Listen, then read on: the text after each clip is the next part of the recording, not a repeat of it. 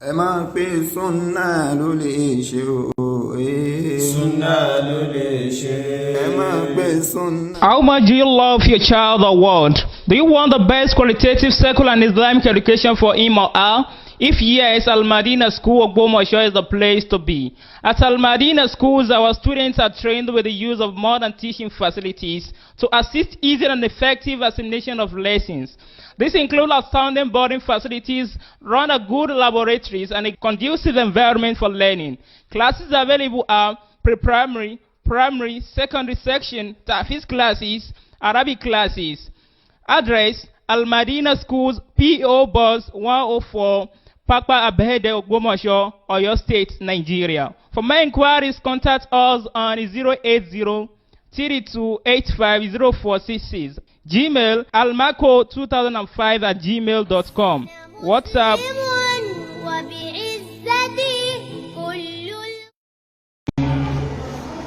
Àwọn èèyàn kan wọ́n sọ pé àwọn ò lè ṣe sàlàfíà nítorí pé sàlàfíà ojú ọ̀nà kan tí wọ́n ṣẹ̀ dálẹ̀ ni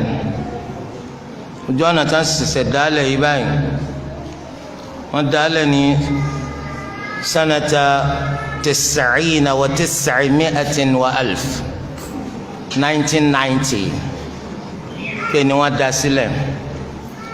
so ojú ọ̀nà yẹn oní sàlàfíà táwọn sọ pé àwọn ò lè ṣe ń tà wọn àmọ́ tó bá yẹ ní torípolú ẹlẹ́dàá kò fábòsì tó bá yẹ ní sàlàfíà ti 1990 yẹn àwọn náà fara mọ́ jíjẹ́ ahlu sunnati aljamaa àwọn náà fara mọ́ jíjẹ́ sàlàfíà kò wá yí àwọn bá a sì lè ṣe yàtọ̀ láàrin 1990 àti tó wà ṣáájú 1990 nítorí pé àyè ò sí nínú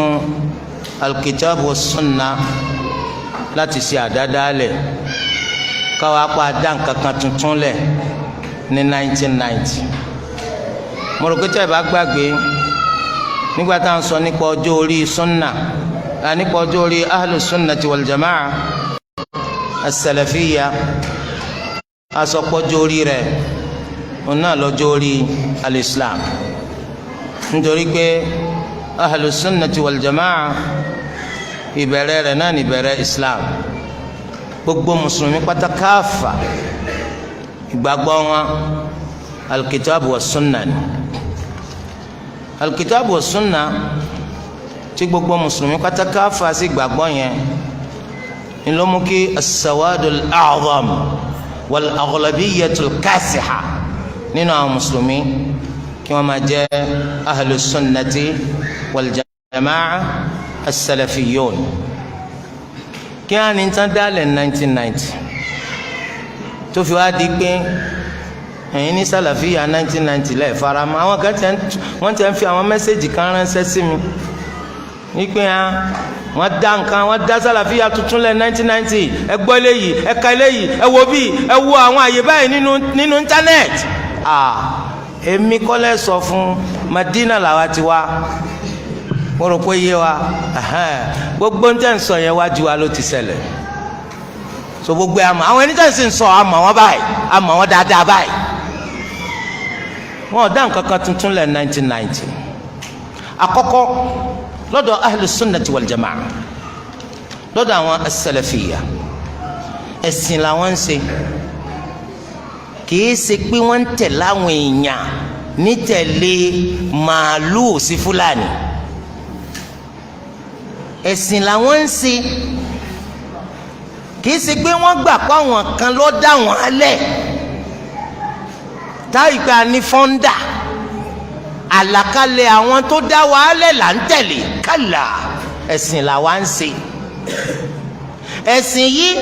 ọjọ́ orí rẹ̀ ní pípẹ́ òun náà ní pípẹ́ bólúwa ti sin rán ànábì sallallahu alayhi wa sallam lójú ọ̀nà pa àwọn ń ṣe ahlu sunnati wal jamaa àwọn ahlu sunnati rí yẹn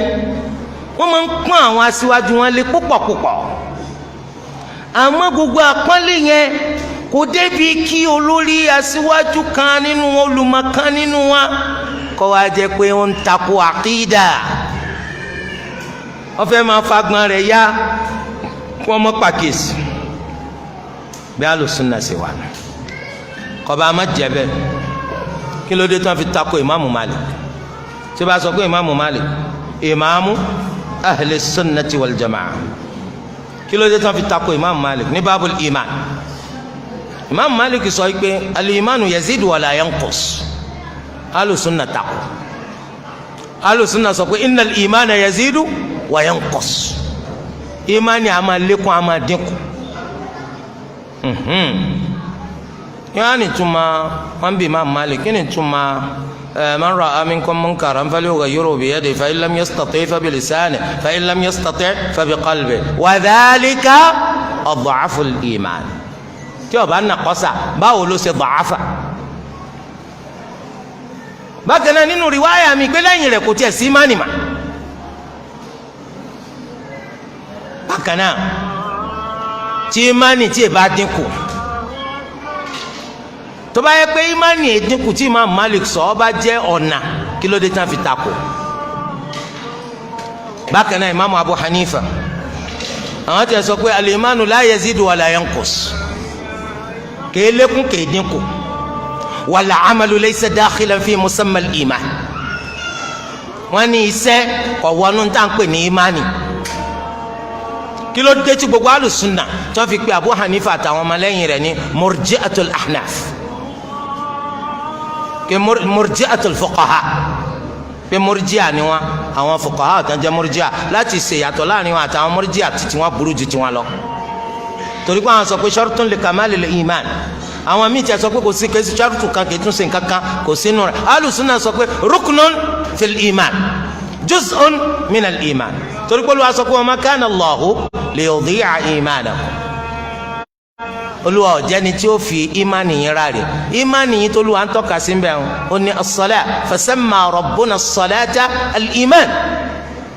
eléyìí ń bẹ́ẹ̀ nú ẹ̀rí tí alùsùnà ń lò láti fi hàn wáyé pé al-amalu dakhilun fi musamma al-iman lọ́dọ̀ alùsùnà wal jamaa wọn ò yé pàkíyèsí ara wọn tẹnìkan tó bá ṣe àṣìṣe nínú báàbù tawhid al-aqida eléyìí ó sì yọkù nínú ahlu sunnati wal jamaa tó bá pàkíyèsí rẹ̀ tó bá tẹ̀lé alhamdulillah tó bá sì jẹ́ pé àìtẹ̀lé rẹ̀ kò yọkù nínú sunna wọn ò ní pè ní ahlul bid'ah tó tẹ bá wò ó láyé wa lónìí á rí i pé ìyapa ń bẹ láàrin wọn nípa olùmọ̀wá Sheikh al-Albani rahimahullah ṣé murji ìní Sheikh al-Albani ni àbí èsè murji nítorí pé ọ̀rọ̀ tí Sheikh al-Albani sọ nípa al-amalu ma'a al-iman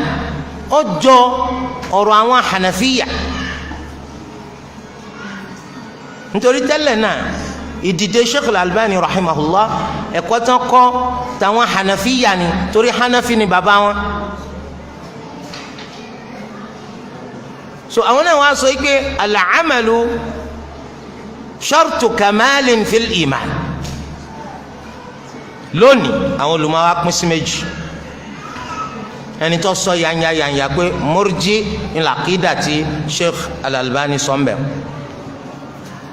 a sì rí nu ẹni tó ní a lè pè ní murji ó túmọ̀ sí pé alùsùnà táwọn èèyàn nínú wọn tó bá ṣàṣìṣe wọ́n máa ń pàkíyèsí ara wọn bẹ́ẹ̀ náà ni ìgbà tí Sheikh Rabi' al-Madkhali tó kọ̀wé kan gbàyẹn a wà ní 400 level kulliyatu sharia ó kọ̀wé kan láti máa pàkíyèsí àwọn mùsùlùmí ọjọ́ ìwé àkọ́kọ́ sí àkídà Sayyid Qutb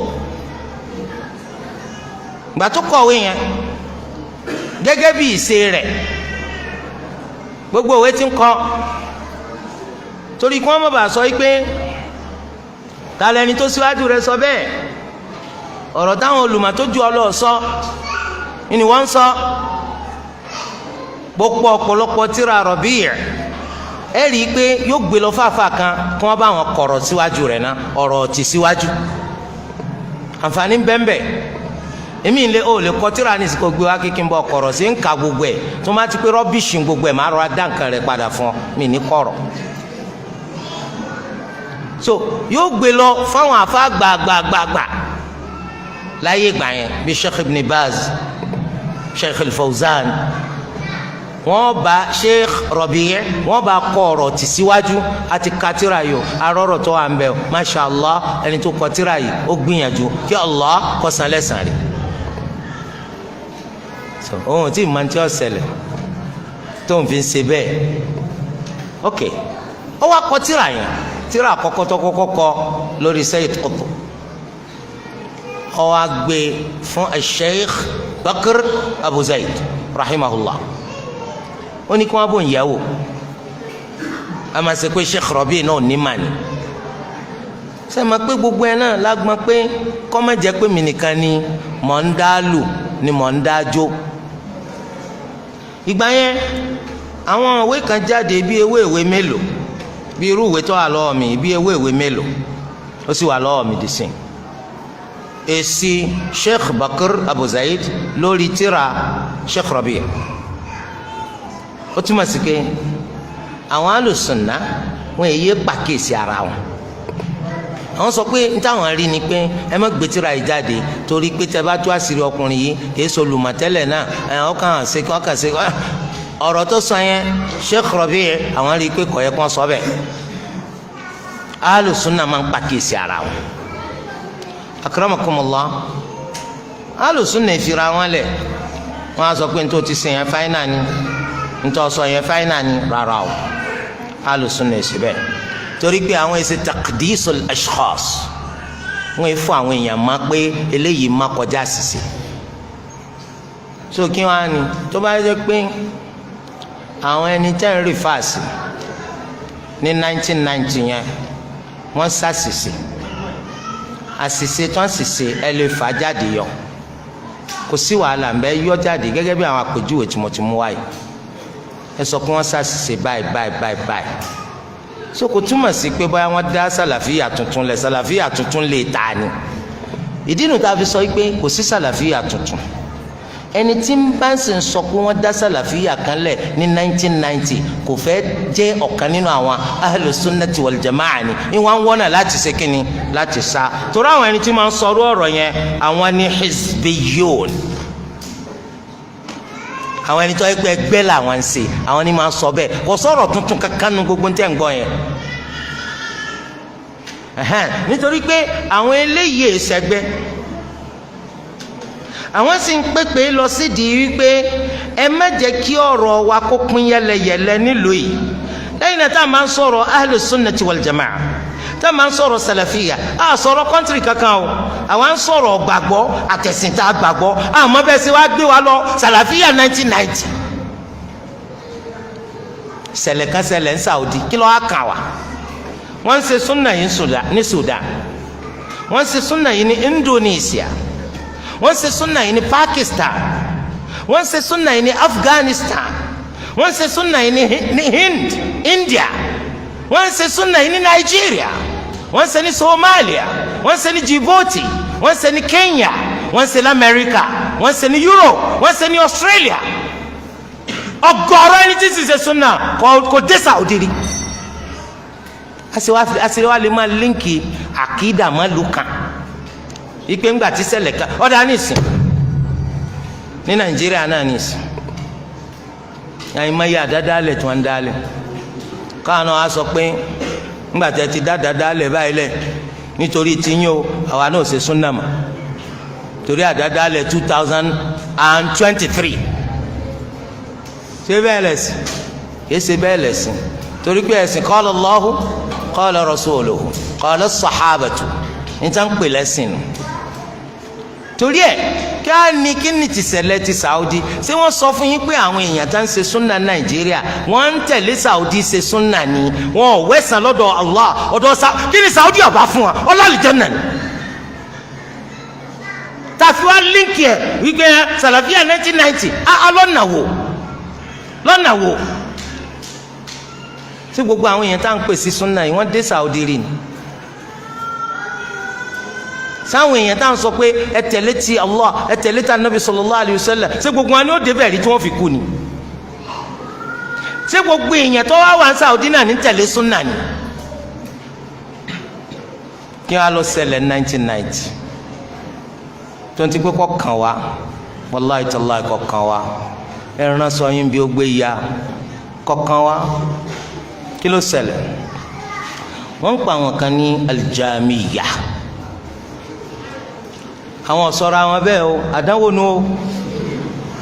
wọ́n ń pa àwọn kan ní almadakhila wọ́n sọ̀rọ̀ àwọn bẹ́ẹ̀ o àdánwò ni o pé bẹ́ẹ̀ fẹ́ bẹ́ẹ̀ kọ́ńtà pèyìn tọ́ wọ́n láwọn eléyìí salafiyatun jamiya a'udhu billahi minash shaitanir rajim àwọn ọ̀tá wọn nù wọ́n láwọn eléyìí ojú ọ̀nà wọn ó yàtọ̀ sí ojú ọ̀nà tí àwọn salafiya yòókù tí wọ́n ń tẹ̀lé ní as-Saudiya ibi tí wọ́n sì ti tàtàkùnsẹ̀ òun náà níbi òṣèlú táwọn jamiya ó jẹ́ òṣèlú tó bá tìjọba mu wọ́n ní òṣèlú tó bá tìjọba mu orí bẹ́ẹ̀ làwọn ti ń ṣe salafiya tiwọn àwọn ẹni tí òṣèlú tiwọn tó bá ti tako tìjọba àwọn lọ̀tá wọn wọ́n ní 1990 sẹ́wọ̀n kí 1990 ló tú àṣírí 1990 kí ló ṣẹlẹ̀ ń bẹ̀ ìgbà yẹn ni Saddam Hussein ńlọ́lọ́gba al-Iraq 1990 yẹn ní Saudiya kó tó di 1990 tí olùmọ̀ àgbà ní Saudi bá sọ̀rọ̀ kò sẹ́nìkan tó lè takò gbogbo èèyàn gbọ́rọ̀ rẹ̀ wọ́n tẹ̀lé ni ṣùgbọ́n nígbà tó di 1990 tí Saddam Hussein tó lọ gba al-Kuwait ìgbà tó gba al-Kuwait àwọn àjọba Saudiya wọ́n tọrọ lọ́dọ̀ àwọn olùmọ̀ Saudiya wọ́n là wọ́n lọ́yẹ̀ kí wọ́n dá wọn lóhùn pẹ̀lú nǹkan tí ń ṣẹlẹ̀ yìí sáwọn lè wá ìrànlọ́wọ́ lọ́dọ̀ àwọn ìlú tí wọn kì í ṣe mùsùlùmí láti lè fi lé Saddam Hussein kúrò ní al-Kuwait kí ló dé nítorí pé àwọn àjọba Saudiya àti gbogbo àwọn ẹni tí wọ́n jọ wà nínú Arab League wọ́n ti bá Saddam Hussein ṣèpàdé tó ju ẹ̀kan lọ níbi tí wọ́n ti ń bẹ̀ tí wọ́n ń pàrọwà fún wípé àwọn lè fún ní gbogbo ohun tí bá ń fẹ́ kọ́sá kúrò ní Kuwait yẹn kó tiẹ̀ tó lọ gba Kuwait kọ́ mọ̀ wọ Kuwait ẹ̀yìn rẹ̀ lọ wọ Kuwait wọ́n tún wá ń pàkíyèsí rẹ̀ kó jáde kàkà kó jáde ìlú kan bẹ ní Saudiya òun ló súnmọ́ Kuwait jù wọ́n ń pè ní Khafji Saddam Hussein ó tún bẹ̀rẹ̀ sí ní yín nǹkan ogun rẹ̀ sí Khafji ó tún gbà so ibi lẹ́rú ti bẹ̀rẹ̀ sí ní ba àwọn ẹni tó ń ṣèjọba ní Saudi wọ́n tọrọ lọ́dọ̀ àwọn olùmọ̀ wọn tó jẹ́ pé Sheikh Abdulaziz ibn Abdullah ibn Baz olólórí wọn nígbà yẹn rahimahullahu ta'ala kí ni nǹkan tí sharia tó sọ nípa wíwá ìrànlọ́wọ́ àwọn kèfèrí láti bá ìlú tó bá lọ gba ìlú mi láti bàjá àwọn olùmọ̀ yìí lẹ́yìn ọ̀pọ̀lọpọ̀ àpérò lẹ́yìn ọ̀pọ̀lọpọ̀ jíròrò ẹnu wọn kò lórí pé ọ̀tọ̀ pẹ̀lú àwọn ẹ̀rí táwọn rí tó ti pa àwọn ẹ̀rí mi wà tó takò àmọ́ ní táwọn rí ipò tẹ̀wọ̀n òun náà ni pé kò sí ní tó burú kí wọ́n wá ìrànlọ́wọ́ lọ́dọ̀ àwọn ìlú tó jẹ́ kèfèrí pẹ̀lú májẹ̀mú wọ́n sì ka àwọn májẹ̀mú yẹn fún wa àwọn náà sì rí i pé bí idhnillah àwọn ò lè rí àwọn májẹ̀mú yẹn múṣẹ tó wọ́n pe Amẹ́ríkà àti gbogbo olúlé ayé kí wọ́n wá kódà tí ó bá yọ nínú orílẹ̀-èdè tán pè nígbà yẹn ó ní Nàìjíríà wà so ṣùgbọ́n lórí Nàìjíríà ń gbà yẹn ó náà ní Ibrahim Babangida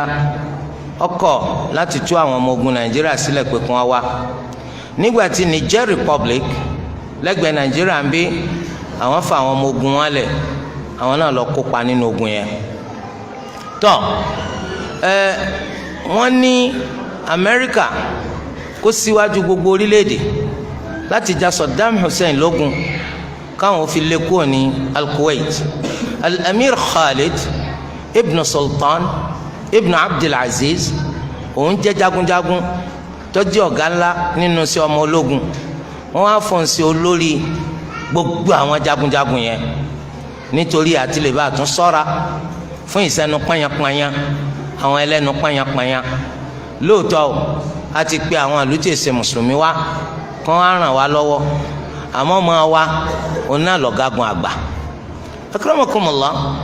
àsìkò tí ọ̀rọ̀ yìí ti di òdodo táwọn ọmọ ogun àwọn òyìnbó tí wọ́n ti dé sí Saudiya àwọn àfáà ní Saudiya àwọn ò dákẹ́ o bí wọ́n ti ṣe ń ṣèdánilẹ́kọ̀ọ́ bẹ́ẹ̀ náà ni wọ́n ń bá àwọn èèyàn sọ̀rọ̀ tí wọ́n sì ń tàn ká lórí pé ní tíjọba ṣe yí ọ̀dà àwọn lárúbá sì pòwe wọ́n ní laysa man yaduhu fil ma kaman yaduhu fin nar ẹni tọ́wọ́ rẹ̀ ń bẹ lómi ọ̀dà bẹ́ẹ̀ ni tọ́wọ́ rẹ̀ wà ná sẹ́mi kí nǹkan ti ń ṣẹlẹ̀ ní ìsìn ó ń bùkátà kẹnu wó kò fil jabhati dakhiliya àwa tá a wà nulẹ̀ torí pé tí ẹnu wọ̀ bá kò fala tanaza'u fatafshalu tó bá ti di pàǹsẹ̀ fanfa ọ̀rọ̀ ọwọ́ ọjọ́ra wọn á padà fìdí rẹmi náà ni àwọn àfa àgbà wọn ti ṣe fatiwa wípé káwọn ìjọba wá àtìlẹ́yìn àwọn èèyàn yìí ẹ̀yin wá ń sọ wípé ntíjọba ń ṣe ọ̀dà nínú wa láti rí al-Sheikh Salman al-Awda al-Sheikh Safar al-Awali al-Sheikh Ayad al-Qarni al-Sheikh Awad al-Qarni al-Sheikh Nasir Umar àti bẹ́ẹ̀ bẹ́ẹ̀ lọ gbogbo àwọn eléyìí àwọn sọ pé ntíjọba ṣe ọ̀dà àwọn àfáàgbà àwọn sọ pé ntíjọba ṣe àwọn dá márùn pé kó ṣe bẹ́ẹ̀ kó sì ṣe ń tó burú níbẹ̀ àwọn eléyìí àwọn ń pariwo lọ wọ́n ń palantí ẹnu tíjọba ṣe ọ̀dà tíjọba ṣe ọ̀dà lẹ́yìn ìgbà tí wọ́n tún jagun tí wọ́n tún lé Saddam Hussein kúrò ní Al-Kuwait àwọn àfáà yóò tún dákẹ́ wọ́n tún ṣe àwọn ìdánilẹ́kọ̀ọ́ lórí wípé agbọ́pẹ́ lé wọn kúrò ń lù ṣé lílé wọn kúrò ń lù ni Olúwa pa wá láṣẹ àbí kẹ́ ṣe iqamatu din lẹ́yìn náà agbọ́pẹ́ lé wọn kúrò ń lù tí wọn ò tún ṣẹ́kù láwọn àlùwà táwọn obìnrin wọn ń wọ ṣòkòtò ká tó ṣe pé gbogbo wa a ti di ẹni tí ò lè sọ̀rọ̀ wájú wọn mọ́ nínú ìlú wa wọ́n sá ń sọ oríṣiríṣi báyìí mo láǹfààní láti rí ìwé kan eléyìí tó ṣe wípé waziru dakhiliya ní Saudi Arabia tọkọ sí hay'atu kibari ulama ní Saudiya mo bá pàdé inú tírà kan tí mo ń kà so wọ́n wá ń sọ fún àwọn hay'atu kibari ulama nínú rẹ̀ pé Salman Awda àti Safarul Awali àwọn fi àwọn ọ̀rọ̀ tí wọ́n ń sọ nínú àwọn ìdánilẹ́kọ̀ọ́ wọn tí ń tàn kánú lò tí wọ́n fi ń takò ní tíjọba ṣe àwọn fi sọwọ́ sí yín pẹ̀lú ìwé táwọn fi ránṣẹ́ sí yín yìí àwọn fẹ́ kẹ́ gbọ́ àwọn ọ̀rọ̀ yìí dáadáa kẹ́ ẹ wá dá wọn nímọ̀ràn tó bá yẹ káwọn ò ṣe ẹ dákun torí ti Allah tí ẹ kórìíra àwọn má fẹ́ràn wọn ṣé gbogbo ń tán ṣe yìí dàbí ọ̀dà ẹ dákun ìjọba wà lọ́wọ́ wọn tí wọ́n bá mú yàn tí wọ́n bá tì í málé tí wọ́n bá mú yàn tí wọ́n bá pa sẹ́wọ̀n pé bẹ́ẹ̀ tiẹ̀ jẹ̀bi ọ̀dà láyra ṣùgbọ́n síbẹ̀síbẹ̀ wọ́n tún kọ̀wé sáwọn àfáà wọn àwọn àfáà yìí fẹ́ dà lóru àwọn àfáà yìí wọ́n fẹ́ mú àwọn èèyàn wọ́n fẹ́ kọ̀yìn wọn síjọba ìlú yìí àwọn èèyàn ń gbé bẹ̀ lálàáfíà wọ́n fẹ́ dọ̀ lórí òróǹro àwọn Amẹ́ríkà àwọn ni wọ́n ṣèwádìí rí wípé ìlú wo ló fọkànbalẹ̀ jù láyé wọ́n gẹ̀tì pé Saudi Arabia ni torí nǹkan méjì sì kọ ṣẹ̀rí àtàn lò yìí àti bí gbogbo èèyàn ṣe mọ̀ wọn ara rẹ̀ akramakumullah ṣé ká wá bàjẹ́ lọ́dà ẹ̀yin náà tẹ́ ń lọ sí hajj ẹ̀yin náà tẹ́ ń lọ sí umra tó bá di pé bọ́ọ̀ lọ yàgò lónà kí n lọ bọ́ǹbù bọ́ọ̀lù ẹ̀ ń bẹ́ o wọ́n tún ti gbé súnmọ́ mi bọ́ sáà lọ hajj má sáà lọ umra má hábà nǹkan ṣe é dáa téèyàn wá kọ́ máa dà ṣerú rẹ̀ náà wá àzítẹ́yìn náà ń ṣe ẹ kàn fẹ́ dà lóru lásán ẹ̀ ń wá náà kí gbogbo nǹkan dorí kodò akramakumullah báyìí àwọn àfáà yìí wá dájọba márùn ká mẹ́nu kò ń bẹ̀ àwọn ẹni tí wọ́n ń pè ní jàmíyà yìí wọ́n sọ̀rọ̀ àwọn bẹ́ẹ̀ ìsọnù ni ẹni tí wọ́n ti torí rẹ̀ pé wọ́n ń jàmíyà òun náà ni Sheikh Muhammad ibn Aman al-Jami ìpìlẹ̀ rẹ̀ àti Ethiopia ni bàbá yìí ti wá ó sì wá sí Saudi Arabia látọjọ́ tó ti pẹ́ ó kẹ́kọ̀ọ́ lọ́dọ̀ àwọn afágbágbà ó kẹ́kọ̀ọ́ dé Riyadh lẹ́yìn ìgbà tó kẹ́kọ̀ọ́ tó dólùmà kódà Sheikh al-Fawzan àwọn kan sọ fún wa nínú ọ̀kan nínú ọ̀rọ̀ wọn tí mo gbọ́ wípé afá ńlá gidigidi ni àwọn gan alára ṣàǹfààní lọ́dọ̀ rẹ̀ sọ wọ́n sì lè máa pè wọ́n Jàmíyà kí lẹ́sẹ̀ tọ́sẹ̀ tí Sheikh Fawzan sọ àwọn afọ̀rọ̀ Sheikh Fawzan ránṣẹ́ sí mi pákídà tuntun ti jáde ní Saudi ọmọ pé mò ń gbórí sírísì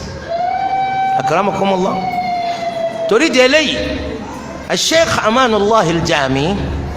ó wá di olùkọ́ ní al-Jami'atul Islamiyya púpọ̀ nínú àwọn olùmọ̀wá iná ni wọ́n ṣẹlẹ̀ pé wọ́n kẹ́kọ̀ọ́ lọ́dọ̀ rẹ̀ nígbà tí ń kọ́ wọn lẹ́kọ̀ọ́ wọ́n kọ́ wọn lẹ́kọ̀ọ́ ní qismul aqida ní kulliyati da'wati wa usulid-din ó tún wá jẹ́ ẹni tí wọ́n fún láǹfààní kọ́ máa kọ́yàn ní masalasi anabi wa Muhammad sallallahu alayhi wa alihi wa sallam kẹ́sì máa wọ nǹkan kọ́ bọ́lọ́dọ̀ ara lé kọ́ bọ́lọ́dọ̀ ara ta wàláhi kọ́ bọ́lọ́dọ̀ ara lé kọ́ bọ́lọ́dọ̀ ara ta mo jókòó lọ́dọ̀ kan nínú àwọn olùmọ̀wá ń jọ kan ní Al-Madina so Lárúbáwá kan ni wọ́n bá olùmọ̀wá yẹn sọ̀rọ̀ ó hàn nínú èdè Lárúbáwá yẹn pàrọ̀ kò ní ó wá ṣẹlẹ̀ kó jókòó níbi ìdánilẹ́kọ̀ọ́ Sheikh Amanullah al-Jami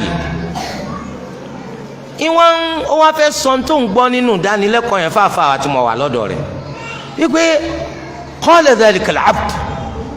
wa kulluna lillahi abd la ilaha illallah wípé ẹrú yẹn sọ nítorí kékeré ṣe irú wọn tó tí kò náà pupa ó náà pupa tí wọn bá sọ fún kékeré sọmọ Saudi ẹ nígbà ó torí pé àwọn èèkàn promote fọ́tò ni o akramakumullah ó wá ní ẹrú yẹn sọ gbogbo wa ní ẹrú Allah ni wa ìgbà tí wọn parí ọ̀rọ̀ mọ́ sọ fáfáà pé ta ni ń pè ní abdu ó ní uskut ya Sharaf uskut mo ní uskut báwo ó ní kí n dákẹ́ báwo ṣé adúrú afáyẹn ni wọ́n ń pè lẹ́rú kò bọ́ lọ́dọ̀ ara ilé kò bọ́ lọ́dọ̀ ara oko akramakumullah tí yẹn bá ti ń sọ òdodo láyé wàá lọ wà o tí yẹn bá ti ń sọ òdodo pọ́nbélé fìtínà wà o irun tó ṣe bàbá yìí orúkọ oríṣiríṣi ni wọ́n ń pè wọn o wọ́n ń pè wọn ní Jàmíyà wọ́n tún ń pè wọn ní al-Madakhila láti tọ́ka sí Sheikh Rabi' ibn Hadi al-Madkhali tó ẹnìkan à ń pè ní Sheikh Abdulaziz Qari onáwó Madina tá a mọ̀ dáadáa òun jẹ́ ìmáàmù Quba láyé gbà yẹn wọ́n lòun náà pè wọ́n ní Khuluf ó túmọ̀ sí pé òun náà mo rò pé yẹ òun náà ń bẹ ẹnu ẹni tí ń bú wọn ó pè wọ́n ní Khuluf orúkọ míì tí wọ́n ní kọ́ ní ulama sultan àwọn àfa àjọba oríṣiríṣi ó kọ ni wọ́n ń pè wọ́n tó kò sí wàhálà kí ló ṣẹlẹ̀ wọ́n ní ọdún 1990 wọ́n láwọn àfa yìí ní ìgbà tí Saudi tó pe àwọn sọ́jà Amẹ́ríkà wá àtàwọn tìlúmi England France Germany àti bẹ́ẹ̀ bẹ́ẹ̀ lọ táwọn àfáàgbà táwọn sọ pé kí wọ́n pè wọ́n wá tí àwọn àfáà kan gẹ́gẹ́ bí Salman Auda Safarul Hawali Nasir Al-Umar Ayad Al-Qarni Awad Al-Qarni Sa'id ibn Musfir Al-Zahrani àti bẹ́ẹ̀ bẹ́ẹ̀ lọ táwọn ń pariwo ká pé ní tíjọba sí ọ̀dà àwọn àfáà ti Madina yìí wọ́n tún máa ń pè wọ́n lórúkọ pé ulama ul-Madina shuyukhul Madina wọ́n afa Madina àbí òye wa àwọn afa Madina yìí wọ́n ń bá wọn jẹ ẹsẹ̀ wọn náà là ń sọ yìí o wọ́n ń bá wọn jẹ pé àwọn eléyìí ń takò jọba wọ́n ń takò táwọn afa gbà sọ nítorí pé lásìkò yẹn Sheikh Rabi' al-Madkhali ọkọ tírà tó kọ yẹn ó ní Sadd Udwan al-Mu'tadi pẹ̀lú wíwá àtìlẹ́yìn àwọn kèfèrí ọ̀tọ̀ tọ́ àwọn tìyẹn àwọn sọ pé kọ̀tọ̀ wọ́n wá ní àwọn tí wọ́n ń pè ń Jàmíyà yìí àtàwọn Madakhila yìí àwọn lọ́wọ́ ń bà wọ́n jẹ́ lọ́dọ̀ ìjọba wọ́n ń bà àwọn ẹni tí ń sọ pé ní tíjọba ń ṣe ọ̀dà àwọn ní ń bàjẹ́ lọ́dọ̀ ìjọba sẹ́yìn mọ̀ pé tíjọba di ohun ò lè dá gbọ́ àbẹ́ ẹ̀kọ́ ni ìjọba ọmọ tí ń lọ ń lu rẹ̀ ní Saudi tó ṣe pé gbogbo wa náà la mọ̀ ọmọ ọ̀rọ̀ tó lè sọnù yàrá rẹ̀ pẹ̀lú ìyàwó ẹ̀ à ń bọ̀sibọ́sí títì torí wọ́n ní etí ọba ńlé etí ọba lóko sá abetí ìlú jára bí ayé kí ni túmọ̀ rẹ̀ bí ajere kí ni túmọ̀ rẹ̀ ìyẹn ni kò ní àwọn ẹni tí ń gbọ́rọ̀ fún bikibi ẹ wá láwọn àfáà yìí àwọn ló salami àwọn àfáà yẹn tí wọ́n fi mú wọn tí wọ́n fi tì wọ́n mọ́lé tẹ́ wọ́n fi kún fọ́fọ́fọ́ ọ̀jú bá ń lọ ẹ̀sẹ̀ wọn ọ̀jú bá ń lọ sàlàfíà 1990 nánu káwọn alákòóbá tí ẹ sálámọ̀ àwọn ẹni tó bá tàwọn ọ̀gá àwọn jẹ́ tí wọ́n fi ń kó àwọn ọ̀gá àwọn ńlẹ̀ àbí bẹ́ẹ̀ kọ́ àwọn ẹni táwọn náà àwọn lọ́wọ́ wọn á mú wọn abẹ́rẹ́ rí nǹkan bẹ́ẹ̀ kọ̀ọ̀kan jù bẹ́ẹ̀ náà lọ so ẹsẹ̀ wọn náà ọ̀dà ẹja pé mushkilatun dakhiliya àìgbọ́ra ẹni yìí tó ṣẹlẹ̀ lábẹ́lẹ̀ tí a ti jẹ́ kí ló kàn wá láti Saudi àti Nàìjíríà kí ló kàn wá mo rò pé yé wa ká pé àwọn tẹ́ ń pè ń Jàmíyà àwọn Madakhila yìí ká pé wọ́n ṣe àwọn èèyàn tiyín ẹ lọ bá àwọn pẹjọ́ ń Saudi tẹ nígbàgbọ́ sí al-mahakim ash-shar'iyya bẹ́ẹ̀ nígbàgbọ́ sí ẹ bá ní bí wọ́n léèrè ẹ lọ pẹjọ́ láwọn kóòtù ṣẹ̀ríà ń Saudi ẹ bá ní gbẹ̀tọ́ wa lọ́dọ̀ Muhammad Aman tí a ti kún tiwọn Sheikh Rabi' òun wà láyé so ẹ pè wọ́n lẹ́jọ́ pé àbòsí tẹ́ ṣe sáwọn èèyàn wa torí àwọn bàbá wa sọ pé yín ogún ọdún bàbá jóyàn lọ́wọ́ irọ́ lásán mi máa ń tọ́ka yín pẹ̀lú gbogbo rọ sẹ́yìn dàbí àkídà tá à ń gbé ká èyàn dàbí ìgbàgbọ́ tá à ń polongo pé káwọn èèyàn gbà ọ wá nítorí pé àwọn kan wọ́n ti salami àwọn kan wọ́n fi mú wọn tì mọ́lé ẹ̀yìn sàlàfíà tuntun kan wà èwo sàlàfíà nù eléyìí sẹ́tẹ́nì kan bá kó bá ẹnìkan tó fi mú ṣé eléyìí túmọ̀ sí pé sàlàfíà ni ẹ wá nítorí tiwọn ẹ̀yin ò ṣe sàlàfíà mọ́ ẹ rí i pé nǹkan yẹn sórí ẹrù ṣé gbogbo àkídà ilá wa pàtì rárá o àwọn ẹni tó ń kà kún àwọn Jàmíyà àwọn pọ̀ nínú wa Sheikh Muhammad ibn Amanillah al-Jami nínú wa Falah al-Harbi tó ń ti kó ń ti ya nínú wa Muhammad ibn Hadi al-Madkhali nínú wa Farid al-Maliki nínú wa Tarhib al-Tawsari so àwọn tá a ma dáadáa ń Jami'a Islamiyya akramakumullah àwọn ọmọ wọn ní Jàmíyà àwọn ọmọ wọn Jàmíyà wọn máa pèpè lọ sí manhaj ti ahli sunnati wal jama'a àmọ́ bóyá tuna àṣírí ni wọn mo rò pé ẹgẹ tiẹ tuna àṣírí ni wọn ẹ jẹ́ kí n fún yín lápèjúwe kan Sheikh Rabi' Tari ó ní àwọn tírà tó pọ̀ nínú àwọn tírà rẹ̀ yìí báyìí ó sì tú àṣírí àwọn Ikhwanul Muslimun gidigidi torí pé ọdún tí Sheikh Rabi' gan ṣe tí n fi ṣe Ikhwanul Muslimun ọ̀pọ̀ gan ó lé 50 years bẹ́ẹ̀ ni kó tó di pọ̀ padà ó rí àṣírí wọn gidigidi so nítorí di eléyìí báyìí ọwọ́ akọ tírà nípa Sayyid Qutb lóríṣiríṣi eléyìí ó jẹ́ nǹkan ìbànújẹ́ fáwọn tí ń ṣẹgbẹ́ ẹnikẹ́ni tó bá ti lè fọwọ́ kan untouchable nínú ọ̀rọ̀ àwọn tí ń ṣẹgbẹ́ kò ní lọ lálàáfíà. Muhammad Yusuf al-Qaradawi tó ń ti pọ̀ ní mufti àwọn Ikhwan àgbà nínú àfa wọn ó ní tírà kan awlawiyat al-harakat al-islamiyya. nínú tírà yẹn òun náà ṣàlàyé bó ti ṣe jẹ́ pé ọ̀rọ̀ àwọn ikhwanul muslimun ó fìgbà kan fapá kan jàmá láti orí Sayyid Qutb nígbà tó yí àfikàrò rẹ̀ padà tí fíkra rẹ̀ tó padà dá lórí ká máa pe gbogbo ilé ayé ń kèfèrí, tí fíkra rẹ̀ tó dá lórí ká máa pe gbogbo èèyàn lẹ́ni tó ṣìnà, tí ó yẹ kó rí bẹ́ẹ̀. àwọn ikhwanul muslimun wọ́n fẹ́ fọwọ́ ba àlàáfíà Qaradawi ńgbà náà, wọ́n gbàgbé kọ́ ga wọn. mbẹ́ wa ni Rọ̀bì bóòlù náà ṣe wá jẹ́ kó sọ̀rọ̀ Sayyid Qutb tó bó ṣe sọ tó ẹnìkan ọ̀kọ́ tíra kọ́ pọ̀ tó bẹ́ẹ̀ nípa Sayyid Qutb. kọ́dà Abul Hasan an-Nadawi ọmọ Pakistan òun ló ti kọ́kọ́ bẹ̀rẹ̀, òun ló ti kọ́kọ́ fèsì fún al-Mawdudi. al-Mawdudi òun ni Sayyid Qutb ń ló gbé àfikàrò rẹ̀ wọ̀, torí pé al-Mawdudi ló pèpè lọ sí di al-Hakimiyya tí Sayyid Qutb fi ní tawhid al-Hakimiyya lọ́jà tá a bá sì ṣe tawhid al-Hakimiyya kèfèrí gbogbo wa. ọlọ́wọ́n mi kà dúró lórí manara wọ́n ṣe ọlọ́wọ́ tí ò nítumà.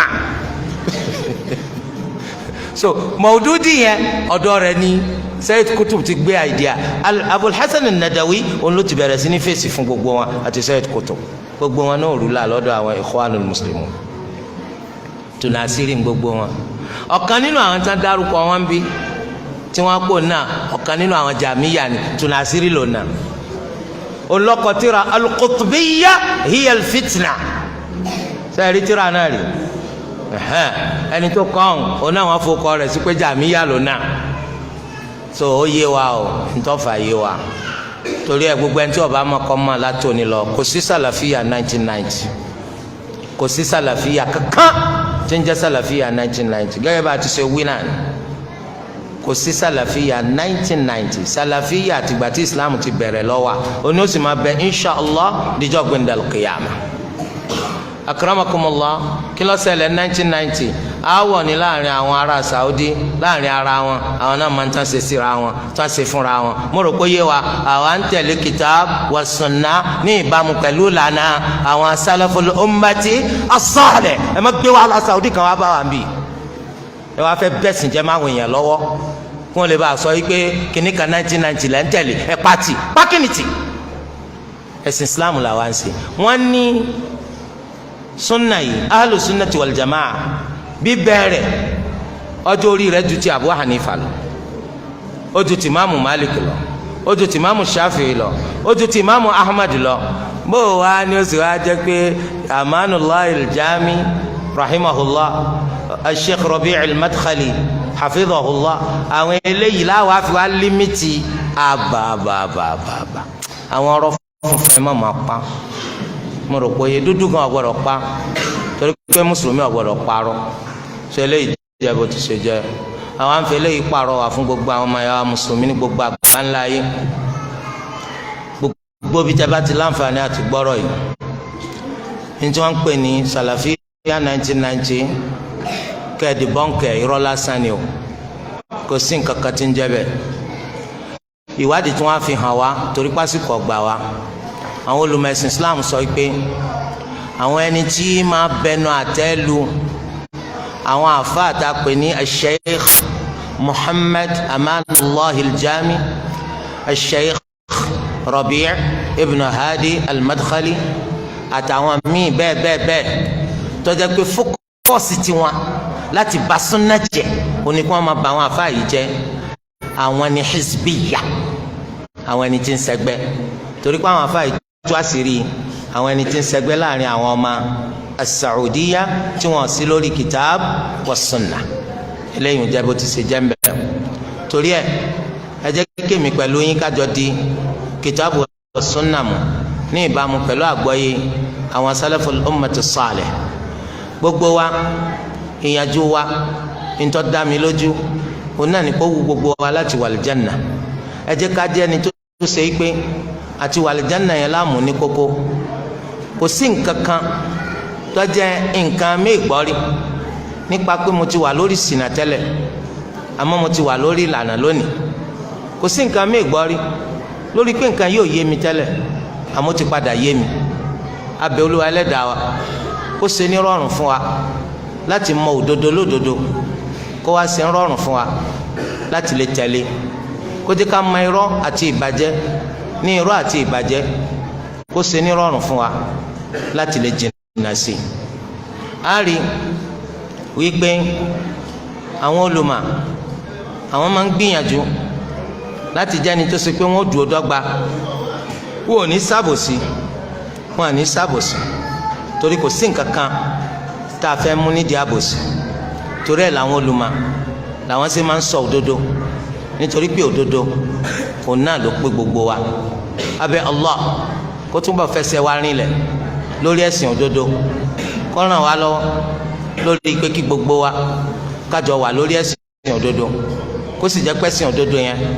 iná ni gbogbo wa máa pèpè lọ sí díẹ̀ subhanakallahumma wa bihamdik ashhadu an la ilaha illa ant astaghfiruka wa atubu ilayk. ẹ máa pé súnà ló lè ṣe o súnà ló lè ṣe ẹ máa pé súnà ló lè ṣe